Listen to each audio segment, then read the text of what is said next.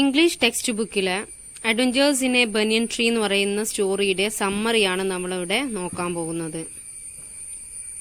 Adventures in a banyan tree was written by Ruskin Bond. കഥയിലെ the narrator the boy says than house and grounds of their home in India were his grandfather's domain and the old magnificent banyan tree was his. കഥാകാരൻ വിവരിക്കുന്നുണ്ട്, ഇന്ത്യയിലുള്ള വീടും ചുറ്റുപാടുമെല്ലാം grand ഫാദറിന്റെ അധീനതയിലാണ്. പക്ഷേ old ബനിയൻ tree മാത്രം അദ്ദേഹത്തിന്റേതാണെന്ന് ഉറപ്പിച്ചു പറയാം. Grandfather at the age of 65 could no longer climbing. കാരണം ഗ്രാൻഡ് ഫാദറിന് 65 ഇയേഴ്സില് അതിൽ ഒരിക്കൽ പോലും കയറാൻ പറ്റില്ല എന്ന് ഉറപ്പാണ്. Grandmother use to tease grandfather about this. Grandmother എപ്പോഴും ഗ്രാൻഡ് ഫാദറിനെ കുറ്റപ്പെടുത്താറുണ്ട് മരം കയറാതിരിക്കുന്നതിനെ പറ്റിയിട്ട്. The boy made a friendship with one small grey squirrel. Soon it became friendlier enough to take food from the hand.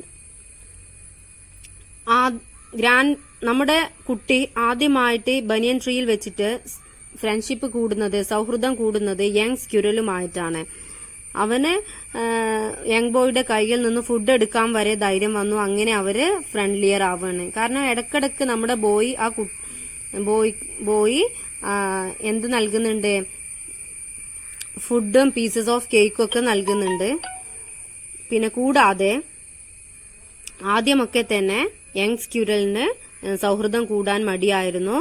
കാരണം കാറ്റാപ്പിൾട്ടും എയർഗണ്ണ് കൊണ്ടൊന്നും തന്നെ ബുദ്ധിമുട്ടിക്കില്ല, ഹാം ചെയ്യൂല എന്ന് മനസ്സിലായ ശേഷമാണ് small grey squirrel began to make a friendship with him. In the spring, when the banyan tree was full of red figs, birds of all kinds would flock into its branches, and it became the noisiest place on the road. Spring season ആവുന്ന സമയത്ത് ബനിയൻ ട്രീയിലെ fruits ഒക്കെ നിറയുമ്പോൾ തന്നെ fruits ഒക്കെ നിറയുന്ന സമയത്ത് പല വിധത്തിലുള്ള പക്ഷികൾ കൂട്ടമായിട്ട് മരത്തിലോട്ട് വരാറുണ്ട്. അപ്പൊ ഈ റോട്ടിലെ ഏറ്റവും നോയ്സിയസ്റ്റ് ആയിട്ടുള്ള, ഏറ്റവും സൗണ്ട് ഉണ്ടാക്കുന്ന ഒരു സ്ഥലമായിട്ടാണ് ബനിയൻ ട്രീയെ കഥാകാരൻ ഇതില് പറയുന്നത്. He had built a platform half way up the tree. നമ്മുടെ യങ് ബോയ് മരത്തിന്റെ പകുതി ഭാഗത്തായിട്ടൊരു സിറ്റിംഗ് പ്ലേസ് ഒക്കെ ക്രിയേറ്റ് ചെയ്തു. He used to spend his afternoon sitting there reading books and seeing various sights. അവന്റെ ഉച്ച സമയങ്ങൾ, ആഫ്റ്റർനൂൺ സമയമൊക്കെ ആ ബനിയൻ ട്രീയുടെ മുകളിൽ ഇരുന്നു കൊണ്ട് പുസ്തകങ്ങൾ വായിച്ചും ചുറ്റുപാടിനെ, പ്രകൃതിയെ നോക്കിക്കൊണ്ടൊക്കെയാണ് സമയം ചെലവഴിച്ചിട്ടുണ്ടായിരുന്നത്. He read various kinds of books such as A Treasure Island, Huckleberry Finn, Mowgli Story and the novels of Edgar Rice Burroughs and Louisa May Alcott. അപ്പോ അദ്ദേഹത്തിന്റെ ഇതൊക്കെ പറയുന്നത് റസ്കിൻ ബോണ്ടിന്റെ ചൈൽഡ്ഹുഡിലുള്ള എക്സ്പീരിയൻസ് ആണ്. അതുകൊണ്ട് തന്നെ അദ്ദേഹത്തിന്റെ മിക്സഡ് റീഡിംഗ്സിന്റെ പുസ്തകങ്ങളുടെ പേരാണ് ഇതിൽ പറഞ്ഞിട്ടുള്ളത്. On April afternoon, when everyone was indoors due to warm breezes of the approaching summer, the boy witnessed a dreadful fight between the cobra and mongoose. ഒരു ഏപ്രിൽ ആഫ്റ്റർനൂണിൽ എല്ലാവരും വീട്ടിൽ കോബ്രയും മംഗൂസും തമ്മിലുള്ള ഫൈറ്റിനെ കുറിച്ച് അതിൽ വിവരിക്കുന്നുണ്ട്. കോബ്ര 6 ഫീറ്റ് ഗ്രൗണ്ടിൽ നിന്നും ഉയരുകയും അതിന്റെ ബ്രോഡ് ഹുഡ് സ്പ്രെഡ് ചെയ്യുകയും ചെയ്യുന്നുണ്ട്. Mongoose bushed the tail and long hair on the spine stood. അവന്റെ പുറം ഭാഗത്തുള്ള ഹെയർ ഒക്കെ തന്നെ സ്പ്രെഡ് ചെയ്യുന്നുണ്ട്. കോബ്ര ഡിഫൻസീവായി നിന്നുകൊണ്ട്. ആ സമയത്ത് mongoose started attacking. Mongoose attack ചെയ്യാൻ തുടങ്ങുന്നു. It was really dreadful battle of champions. The myna and crow also participated in the battle. അവരും ഈ ഫൈറ്റില് പങ്കാളികളാവാൻ ശ്രമിക്കുന്നുണ്ട്. Crow collided heavily with the cobra and lost his life. 1-2 തവണ നമ്മൾ കഥ വായിക്കുമ്പോൾ മനസ്സിലാവുന്നുണ്ട്. ആദ്യത്തെ 2 റൗണ്ടില് കോബ്രയും മംഗൂസും തമ്മിലുള്ള ഫൈറ്റിന്റെ ഇടയില് കാക്ടസിൽ നിന്നും മൈനയും ജംഗിൾ ക്രോവും സൗണ്ട് ഉണ്ടാക്കിക്കൊണ്ട്, ആക്രോശിച്ചുകൊണ്ട്, കോബ്ര സ്ട്രക്ക് ചെയ്യുന്നതൊക്കെ കാണുന്ന സമയത്ത് സൗണ്ട് ഉണ്ടാക്കിക്കൊണ്ട് വരുന്നുണ്ട്. പക്ഷെ അവര് രണ്ടാളും കൂടിയിട്ട് കോളിഡ് ചെയ്യുന്നുണ്ട്. കോളിഡഡ് ഇൻ ദ മിഡ് എയർ എന്ന് പറയുന്നുണ്ട് കഥയിൽ. കഥ വായിക്കുമ്പോൾ നമുക്ക് മനസ്സിലാകും. പക്ഷെ മൂന്നാമത്തെ തവണ അവിടെ ഡ്രാമാറ്റിക്കൽ ഡിഫറൻസ് ആണ് സംഭവിച്ചിട്ടുള്ളത്. ഡ്രാമാറ്റിക്കൽ ഡിഫറൻസസ് എന്ന് പറഞ്ഞാല് ഒരു നാടകീയമായിട്ടുള്ളൊരു വ്യത്യാസം.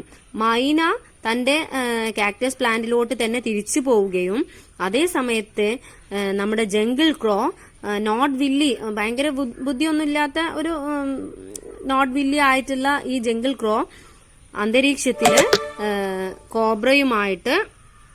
കോബ്രയുടെ ഹുഡിന്റെ ഭാഗം, സ്നൗട്ട് എന്ന് പറയുന്ന ടെക്സ്റ്റില് നമ്മുടെ കഥയിൽ വായിക്കുമ്പോൾ മനസ്സിലാവും. ഒരു സ്നൗട്ട്, കോബ്രയുടെ സ്നൗട്ടിന്റെ അടികൊണ്ട് അത് കുറച്ച് ദൂരോട്ട് വീഴുകയും അത് ലോസ്റ്റ് ഇറ്റ്സ് ലൈഫ് എന്ന് പറയുന്നുണ്ട്. Mongoose attacked the cobra severely. Mongoose ഒരുപാട് തവണ കോബ്രയെ അറ്റാക്ക് ചെയ്യുന്നുണ്ട്.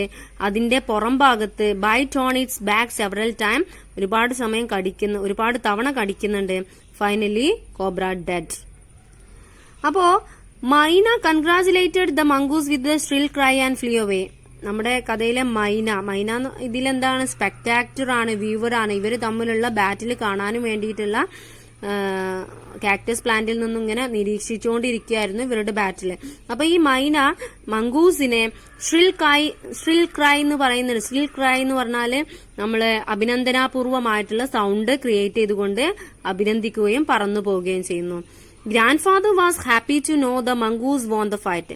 ഗ്രാൻഡ് ഫാദർ സന്തോഷിക്കുന്നുണ്ട്, മംഗൂസ് ആണ് ഈ യുദ്ധത്തില് ഇവർ തമ്മിലുള്ള പോരാട്ടത്തിൽ ജയിച്ചതെന്ന് അറിയുമ്പോൾ ഗ്രാൻഡ് ഫാദർ സന്തോഷിക്കുന്നു. He had encouraged the mongoose to live in the garden as it was used to keep snake away from the house and garden. എന്തുകൊണ്ടാണ് ഗ്രാൻഡ് ഫാദർ ഇതിനെ ഗാർഡനിൽ ജീവിക്കാൻ അനുവദിക്കുന്നതെന്ന് വെച്ചാല് വീടിനെയും പൂന്തോട്ടത്തിനെയും പാമ്പുകളിൽ നിന്ന് രക്ഷപ്പെടുത്താനും വേണ്ടിയിട്ടാണ്. Grandfather had brought home a white rat from the bazaar and the boy used to take it with him in the banyan tree. അങ്ങനെ നമ്മുടെ ഗ്രാൻഡ് ഫാദർ ഓൾറെഡി പറഞ്ഞിട്ടുണ്ട്, ഗ്രാൻഡ് ഫാദർ പ്രകൃതിയുമായിട്ട് ഇണങ്ങി ചേരുന്ന, എല്ലാ പ്രകൃതിയുമായിട്ട് കൂടുതൽ അറ്റാച്ച്ഡ് ആയിട്ടുള്ള ഗ്രാൻഡ് ഫാദർ ബസാറിൽ നിന്നും വൈറ്റ് റാറ്റിനെ വരെ വാങ്ങി കൊണ്ടുവരുന്നുണ്ട്. അപ്പൊ ഈ ബോയ് ബനിയൻ ട്രീയിലേക്ക് വൈറ്റ് റാറ്റിനെയും കൊണ്ട് കയറിപ്പോവുകയും കളിക്കുകയും ഒക്കെ ചെയ്യുന്നുണ്ട്. One day grandmother's knitting was missing. ഒരു ദിവസം ഗ്രാൻഡ് മദറിന്റെ നിറ്റിംഗ്, നമ്മൾ തുന്നുന്ന സൂചി, മിസ്സായ സമയത്ത് they searched for it everywhere without success. അവരെല്ലായിടത്തും തെരഞ്ഞു, പക്ഷെ എവിടെയും കാണാൻ പറ്റിയില്ല. Next day boy found something in the grinding in the hole of banyan tree. അപ്പോ ബനിയൻ ട്രീയുടെ ഹോളില്, മാളത്തിൽ എന്തോ തിളങ്ങുന്നതായിട്ട് നമ്മുടെ ബോയ് കാണുന്നുണ്ട്. when he looked in the hole he found 3 white squirrel babies among the hole in the hole. നമ്മുടെ boy ബനിയൻ ട്രീയുടെ ഹോളിൽ പോയി നോക്കുന്ന സമയത്ത് കാണുന്നുണ്ട് 3 വൈറ്റ് സ്ക്യൂരലും വൈറ്റ് സ്ക്യൂരലിനെയാണ് കാണുന്നത്. ഓക്കെ, 3 വൈറ്റ് ഓഫ് സ്പ്രിങ്ങിനെ കാണുന്നുണ്ട്. They were surprised and puzzled to see them. ഗ്രാൻഡ് ഫാദറും യങ് ബോയും എല്ലാരും ഇങ്ങനെ അമ്യൂസ്ഡ് ആയിക്കൊണ്ടിരിക്കുകയാണ് ഈ 3 വൈറ്റ് സ്ക്യൂരലിനെ കണ്ടെത്തിയപ്പം. പക്ഷെ when the boy mentioned that he used to take the white rat to the tree, grandfather said white rat must be the father of white squirrel baby. അപ്പോ ഒരു തവണ യങ് ബോയ് മെൻഷൻ ചെയ്തു അവന് white റാറ്റിനെയും കൊണ്ട് ബനിയൻ ട്രീയിലോട്ട് കയറി പോവാറുണ്ട് എന്ന് പറഞ്ഞപ്പോ ഗ്രാൻഡ് ഫാദർ ഉറപ്പിച്ചു പറഞ്ഞു ഈ വൈറ്റ് സ്ക്യൂരലിന്റെ ഫാദർ വൈറ്റ് റാറ്റ് ആണെന്ന്. He also said that rats and squirrel were related to each other and they could have offspring. റാറ്റ്സും സ്ക്യൂരലും ഒക്കെ പരസ്പരം ബന്ധപ്പെട്ട് കിടക്കുന്നത് കാരണം അവർ ഒരേ വർഗത്തിൽപ്പെട്ടത് ആയതുകൊണ്ട് അവർക്ക് ഓഫ് സ്പ്രിങ്, ചിൽഡ്രൻ ഉണ്ടാവാനുള്ള ചാൻസ് കൂടുതലാണ്. അപ്പോ സമ്മറി എല്ലാവരും വായിച്ച് മനസ്സിലാക്കുക. Thank you.